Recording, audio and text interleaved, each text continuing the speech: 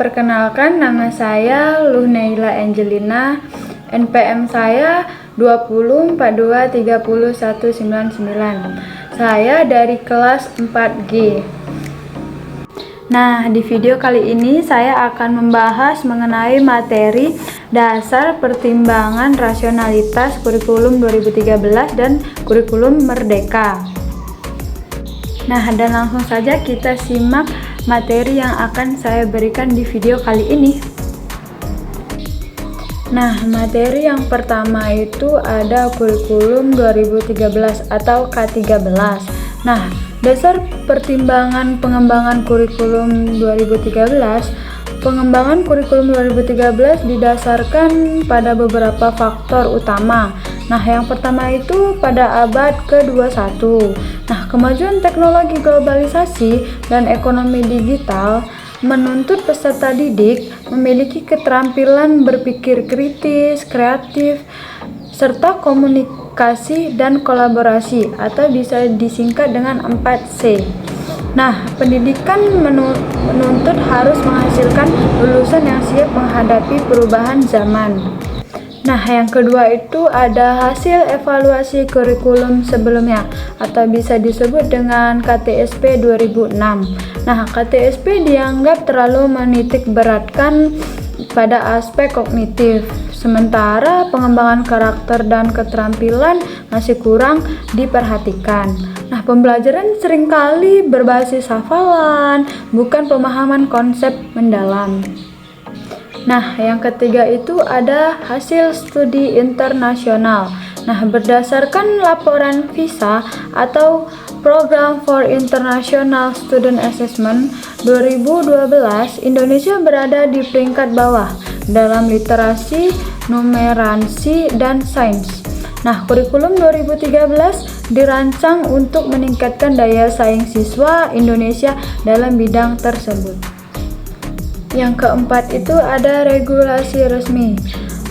Permendikbud nomor 69 tahun 2013 menjadi dasar hukum kurikulum 2013. Nah, rasionalitas pengembangan kurikulum 2013 menurut Mulsya 2013 dan Anwar 2014, kurikulum 2013 dikembangkan dengan rasionalitas sebagai berikut. Yang pertama itu ada pendekatan saintifik, menggunakan metode mengamati, menanya, mencoba, menalar, dan mengomunikasikan dalam pembelajaran. Nah, hal ini sesuai dengan teori belajar konstruktivisme oleh Piaget tahun 1972. Nah, yang menekankan pentingnya pengalaman langsung dalam memahami konsep.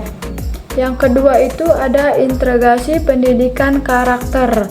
Nah, berdasarkan konsep Liskona tahun 1991, pendidikan karakter harus mencakup moral knowing, moral feeling, dan moral action.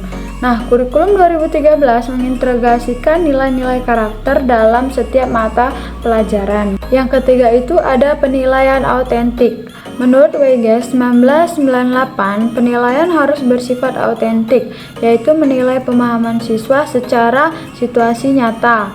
Nah, kurikulum 2013 menerapkan penilaian sikap, keterampilan, dan pengetahuan secara seimbang. Nah, kita sudah membahas kurikulum 2013 dan sekarang kita akan membahas kurikulum Merdeka. Nah, kurikulum Merdeka, dasar pertimbangan pengembangan kurikulum Merdeka. Nah, evaluasi terhadap kurikulum Merdeka.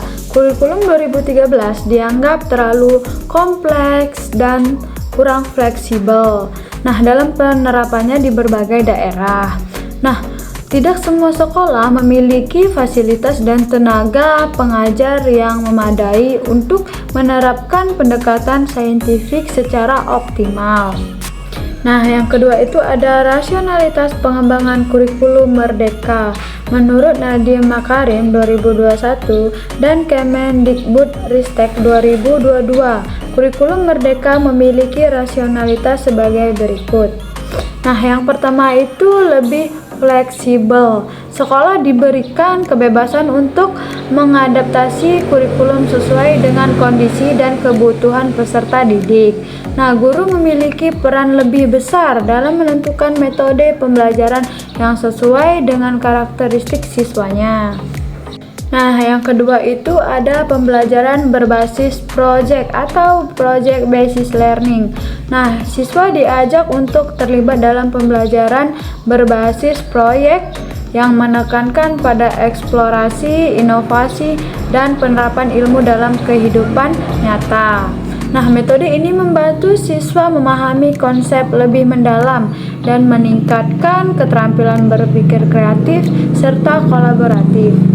Nah, yang ketiga itu ada asesmen yang berorientasi pada perkembangan siswa.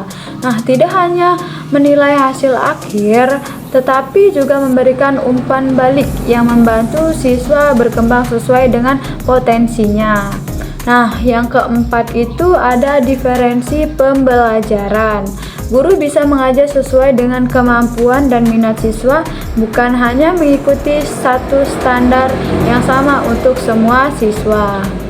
Nah, jadi kesimpulan dari materi yang saya sampaikan yaitu kurikulum 2013 lebih menekankan pada pendekatan ilmiah, pendidikan karakter, dan penilaian autentik dengan struktur yang lebih kompleks. Nah, kurikulum Merdeka lebih fleksibel, berbasis proyek, dan memungkinkan personalisasi pembelajaran sesuai dengan minat dan kemampuan siswa. Sekian materi yang bisa saya sampaikan. Apabila masih kurang lebih luas materi yang saya sampaikan, mohon maaf. Saya ucapkan terima kasih sudah menyaksikan materi yang saya jelaskan.